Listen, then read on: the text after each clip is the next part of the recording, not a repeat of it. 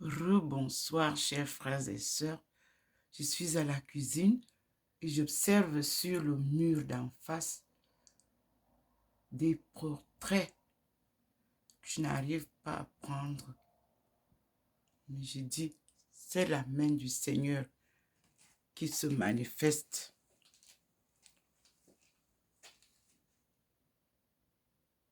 Cet endroit est un endroit choisi par Dieu, un endroit saint.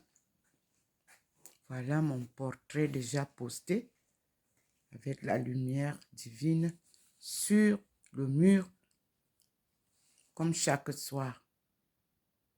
Vous avez donc sur le mur, à côté de ce pot, Harvest Welcome. Voyez bien ma face. Voilà le petit point qui nous montre, oui, la présence du Seigneur est toujours manifestée par ce point. Donc nous sommes deux. Maman Marie et moi. Voyez en haut, Maman Marie est là en haut. Là, voilà. Là où le petit point nous montre, c'est la Sainte Vierge. Thérèse Ndomomelingi est là.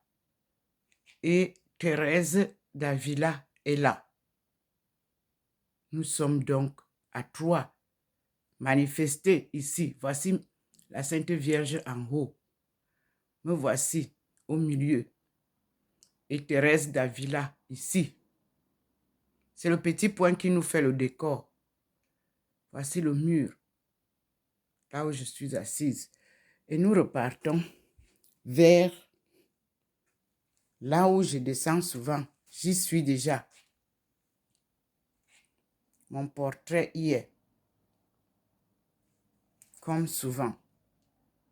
Mais ce portrait se manifeste depuis hier différemment. C'est ma face, puis après ça change. Donc, voilà. Nous sommes là. Le Seigneur fait ses merveilles. Voilà le petit point qui vient pour nous montrer, pour nous faire voir. Voilà le petit point qui nous montre là où le Seigneur me descend chaque soir. Voici.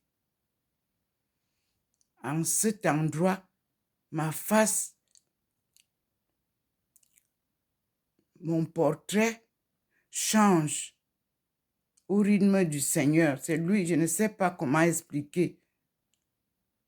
Nous nous retrouvons là, face à un portrait qu'il modèle différemment. Voilà le petit point qui nous montre. Comme chaque soir, vous savez, je descends souvent par le haut du tigre que vous voyez qui est un peu illuminé. Pas beaucoup ce soir. Et mon portrait est là. Mais ce portrait est changeant. Je n'arrive pas à expliquer pourquoi. Parce que à ce portrait, je vois ma face, je vois la face qui ressemble à Abdul Baha'i. Je ne peux pas expliquer. Je demande au Seigneur de m'aider. Parce que vous vous souvenez, je vous ai dit que en 2021, Abdul Baha'i m'avait invité à le suivre. Et à son exemple, aller enseigner la cause de Dieu. Et nous allons reprendre ce... Après ça, je vais chercher la chanson pour que vous écoutiez. Alors, ce que je vois depuis avant-hier, c'est que il met mon portrait, puis, en même temps, je vois sortir le portrait de Abdul Baha'i. Et pour comprendre pourquoi Abdul Baha'i, parce que je dois rassembler toutes les églises au même endroit. Et Abdul Baha'i, son père l'avait fait. C'est-à-dire, les Baha'i, leur maison regroupe 9 religions au sein des Baha'i.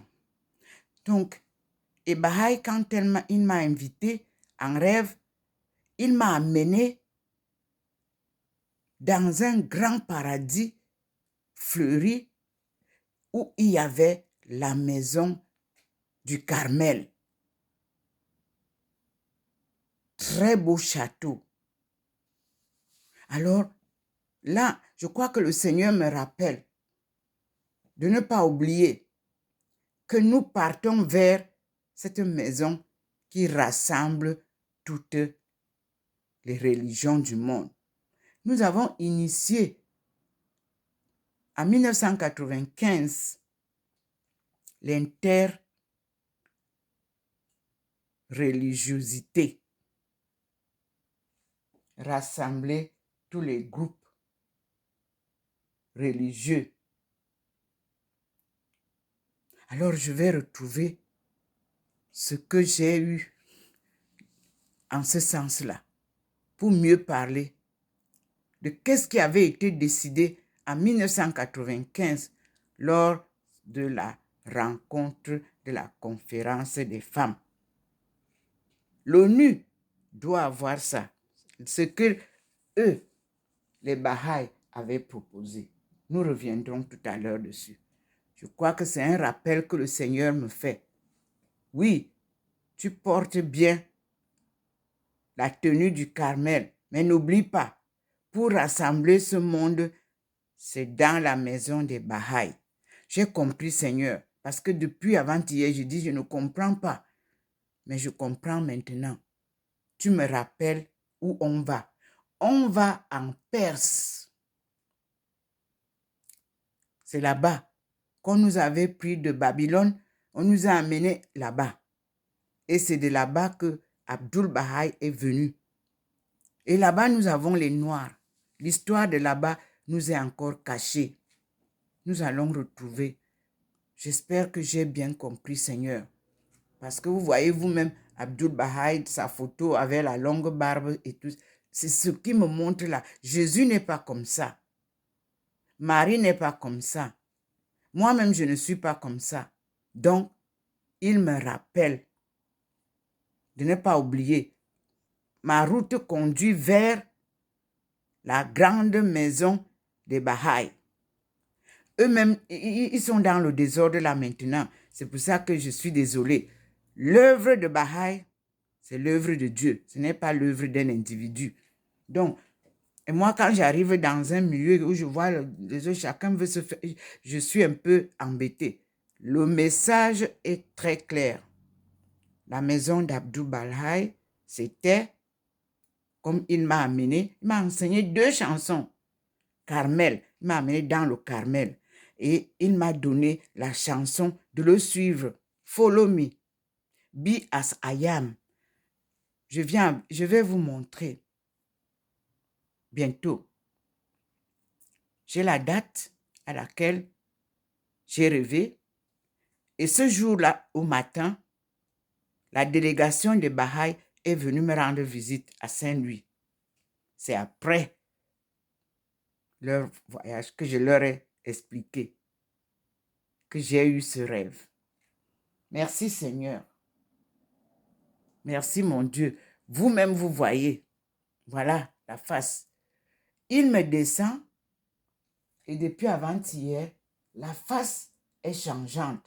Et vous voyez que en même temps aujourd'hui, il me descend, il descend Maman Marie, il fait descendre Thérèse d'Avila et il fait descendre maintenant Abdul Baha'i. Abdul Baha'i, c'est le fils du fondateur des Baha'i. Nous allons voir ça après. Merci Seigneur. Dieu est merveilleux. cet endroit est saint. Il l'a choisi. C'est un carrefour de 3 pays. La France, la Suisse allemande et l'Allemagne. Et la route-ci, la venue du général de Gaulle, nous rappelle la guerre qu'il y avait entre l'Allemagne et la France et le rôle qu'a joué la Suisse allemande.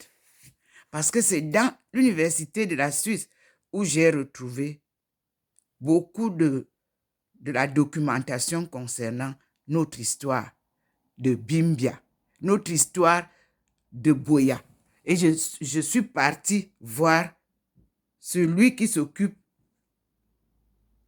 de la bibliothèque et des reliques. Oui, mon passage a été clair. J'ai retrouvé un descendant de colons en Guyane. Et c'est lui qui m'a, quand je parlais toujours de notre histoire, il m'a appelé un jour, il m'a dit, regarde, mon grand-père était parmi les colons. Il faut aller à Bâle, à la mission de Bâle. Tu trouveras beaucoup d'informations, comme tu dis là, parce que tu es vraiment pointueuse dans tout ce que tu dis. C'est clair, c'est vrai. Nous avions des photos que notre grand-père avait laissées. Eux, à Bâle, ils vont te donner. Même Bimbia dont tu parlais là, tu vas trouver des informations. Parce que je leur disais, ça s'appelait Victoria. Ça ne s'appelait pas Bimbia. Merci Seigneur. Mes frères et sœurs, avec Dieu, vous avez tout. Voilà l'après-midi. Comme je vous ai dit, je vous remontre la photo que la main invisible dresse sur le mur. Voilà, le petit point vient vous montrer. Ça, c'est ma photo. Vous voyez que ma face illumine. C'est la lumière divine. Et vous avez Maman Marie au-dessus de moi. Finement présentée. Oui. Et vous avez Thérèse d'Avila devant. Et vous voyez que nous sommes 2 personnes en principe importantes. Maman Marie et moi.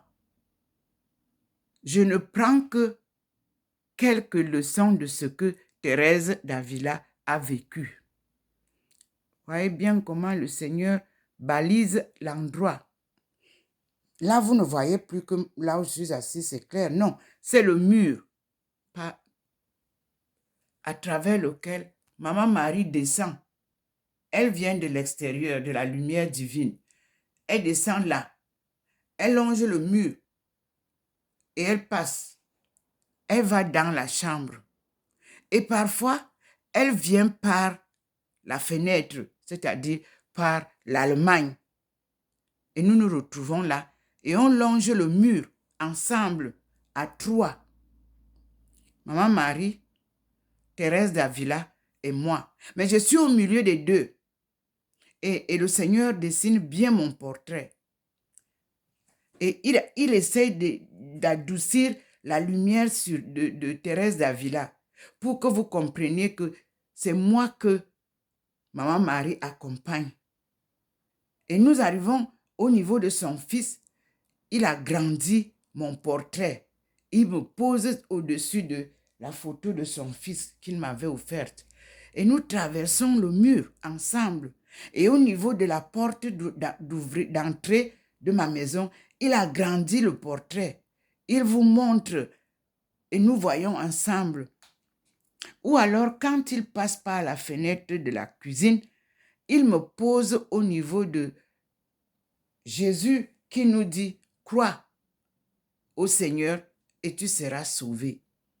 Cet endroit-là, vous voyez bien que c'est illuminé aussi, comme tout à l'heure. Ici, vous voyez partout, il balise. Regardez, le petit point nous montre. Ici, comme il me pose souvent, alors cet endroit est éclairé. Voilà la lumière du Seigneur. Elle ne ressemble pas à la lumière du soleil. Et ici, nous avons cette leçon. Vous voyez, il a éclairé pour qu'on voit encore. C'est Jésus qui nous parle. C'est l'évangile. C'est la parole de Dieu. Il nous dit, crois au Seigneur et tu seras sauvé. La dame qui m'a offert cet objet, elle n'avait pas un seul instant pensé que ce que nous vivons aujourd'hui, ce serait ça. Je crois qu'elle aurait conservé ça chez elle. Mais elle m'a dit que ça, c'est toi qui dois avoir ça. Prends.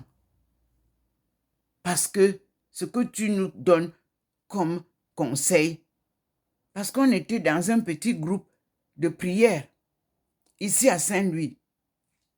On allait de maison en maison, on priait. Mais on n'allait pas de maison en maison comme... Non, c'est-à-dire, on était aujourd'hui, on va chez une amie et on ébauche un sujet. Et on parle de la vie avec Dieu et Jésus. Voilà ça. Croire en Dieu. Donc moi, j'ai même commencé à faire l'écuménisme sans savoir que c'est la voie que le Seigneur a choisie pour moi. Merci au pape François qui officialise le travail écuménique. Au Cameroun, vous-même, vous savez, j'ai organisé les processions, vous avez vu. Mais avant ces processions, j'étais avec le père Ebga. J'étais dans les fatas. Mais j'étais distraite, mais je n'arrivais pas à garder la discrétion. Parce que quand on venait me chercher, le Seigneur faisait un miracle.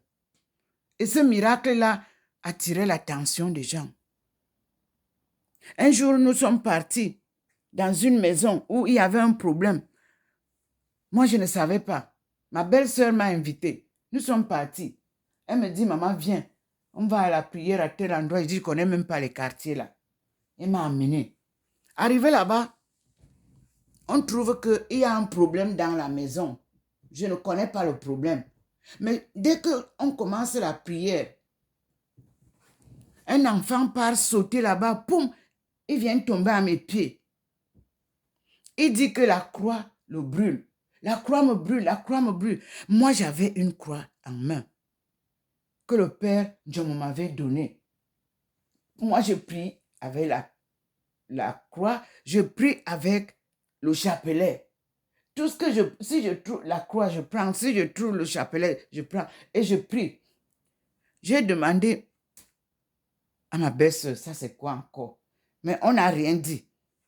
On s'est regardé seulement. Et j'ai dit, prions. Quand tu commençais à prier le Notre Père, on a commencé le Je crois en Dieu, le Notre Père. Puis je demande, qui sont les parents de cet enfant? On a dit ils sont là. OK. Puis je demande, mais je vois une maman dans une maison enfermée qui est accusée innocemment. Et que je ne connaissais rien dans la maison là. Je ne connaissais personne de cette maison. Et je vois que le Seigneur me montre une vieille maman, une grand-mère. Et puis j'entends une voix qui sort de la chambre. Et Marine, me korasi muni yongi fengoma. Eyima yeme yeme. Je dis, amenez-la. La maman est sortie. Une vieille maman. Je dis, donnez-lui la chaise. On lui a donné la chaise. Je dis que, mais, la maman là est accusée innocemment. Qu'est-ce qui se passe? Où est le père de la maison? Où est la mère de la maison? Elles sont venues. Je dis, maman et papa, pardon, asseyez-vous. Je n'aime pas poser les questions, mais j'ai comme l'impression qu'il y a une personne accusée innocemment dans cette maison. Et c'est cette maman. Où sont ses petits-fils et petites-filles? On a dit que, mais on n'accepte même pas que les petits-fils et les petites-filles l'approchent. Je dis, pardon, venez les petits-fils et vous êtes où là? Venez vous asseoir à côté de votre grand-mère. Ils sont venus. Je dis, asseyez-vous sur les genoux de votre grand-mère. C'est votre grand-mère, elle ne peut pas vous tuer. Dites-moi, qu'est-ce qui se passe ici? On me fait savoir que le monsieur de la maison est fils unique à sa mère, qu'on accuse là innocemment, et qu'il ne donnait que des filles. Alors, il avait donné un garçon. Comble de malheur, le garçon est mort. Et tout le monde de la famille de la femme accuse la maman. Et tout le monde accuse la maman. Que c'est la maman du mari, le père de cet enfant, qui est fils unique à cette grand-mère. Et que c'est cette grand-mère qui a tué l'enfant. Voilà comment le bouillon dans les familles crée des situations invivables. Imaginez-vous une maman qui n'a qu'un fils unique. C'est tout son espoir à l'âge où elle se trouve. J'ai dit, elle était déjà vieille. Et vous dites que c'est la maman là, dans la sorcellerie, qui a mangé le fils. Frères et sœurs, arrêtez de croire à n'importe quoi qu'on vous dit dans les familles. Croyez comme Jésus vient de vous dire, croyez au Seigneur et vous serez sauvés. Lorsque quelqu'un entre dans votre famille et vous dit que c'est votre père qui est le sorcier ou que c'est votre mère qui est la sorcière, dites-lui que si votre père était sorcier, si votre mère était sorcière, vous ne seriez pas né. Et vous chassez cette personne-là, si c'est des relations, parce que il n'y a que les parents qui représentent Dieu. Vous avez apporté le problème d'argent. C'est celui qui a l'argent qu'on aime dans la famille. Les autres sont les sorciers. Le papa n'a pas d'argent, il ne peut pas vous envoyer à l'école. Il devient sorcier. La maman n'a rien à vous donner. Vous devenez ennemi de la maman. Elle devient sorcière. Mais si elle était sorcière, elle ne pouvait pas vous accoucher. Je vous dis, au nom du Dieu Tout-Puissant qui est dans cette maison et qui m'accompagne dans cette mission, cessez de mettre le boxon dans les familles. Arrêtez de dire aux gens que les membres de famille sont les sorciers. Parce que si vous-même, vous n'êtes pas sorcier, vous ne pouvez pas voir un sorcier. Mon père, quand il jugeait, il dit, mais ok, vous êtes partis, vous dites que vous étiez ensemble avec les sorciers. Venez nous faire la démonstration. Papa n'a jamais eu de démonstration. Alors, il disait toujours, moi, je ne peux croire que si je vois. Vous me montrez comment vous procédez. Alors, en ce temps-là, je vais condamner quelqu'un qui est sorcier. Nous avons eu un cas dans la famille. Mes frères et sœurs peuvent le témoigner. On a accusé mon oncle paternel qu'il a tué son fils. Le père Tchalanjomo, on a dit qu'il a tué son fils en sorcellerie. Moi, j'étais là-bas au Cameroun. Papa a dit que moi, je ne peux pas accepter votre prison là parce qu'on a mis notre oncle dans la prison traditionnelle. C'est-à-dire, vous n'entrez pas chez lui, il n'entre pas chez vous. Papa a dit que moi, je suis le chef. Donc, il va entrer chez moi. S'il est sorcier, il doit entrer chez le chef. Vous, les chefs d'aujourd'hui, est-ce que vous accueillez tout le monde chez vous pour faire la part des choses? Hein? Le chef ne craint ni sorcier, ni magicien. Mon père m'a dit, il y avait quelqu'un, je ne sais pas comment on l'appelait là. Il m'a dit, maman, n'aie pas peur, je suis avec toi. Il a invité le monsieur dans mon magasin à Yaoundé. Il m'a dit, ici, je ne dois aucun prêt de sorcellerie à quelqu'un. Donc, personne ne peut te tuer, ma fille. Ils sont venus dans ma boutique à Yaoundé. Il me dit, voici le type qu'on dit que si on part t'accuser chez lui, tu meurs. Et que c'est lui le grand sorcier. Mais je vous dis une chose, avec Dieu, tout mensonge se révèle à la lumière que Dieu m'a donnée là. Si vous mentez, quand ma face passe devant vous, ça vous illumine au point où vous ne savez plus où vous cacher. C'est ça la lumière de Dieu. Donc, priez pour que vous obteniez cette lumière dans toutes vos familles. Afin qu'on ne vous divise plus, qu'on ne vous sépare plus, qu'on vous garde unis comme les familles étaient avant. Voilà pourquoi je dis, prenez cette lumière pour que cette lumière fasse pour vous ce que Dieu fait pour tout le monde. Alléluia. Amen. À Dieu la gloire. Et mes frères et sœurs, soyez zen. Zen. Et soyez to. Zen, c'est le chemin. Toisme, c'est la vérité. Zen, le vrai chemin.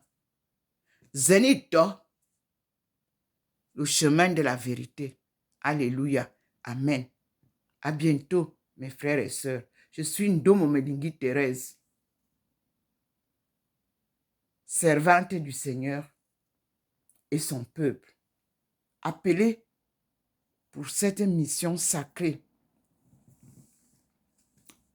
pour délivrer son peuple du chaos et apporter le salut au monde. Merci Seigneur pour ton choix.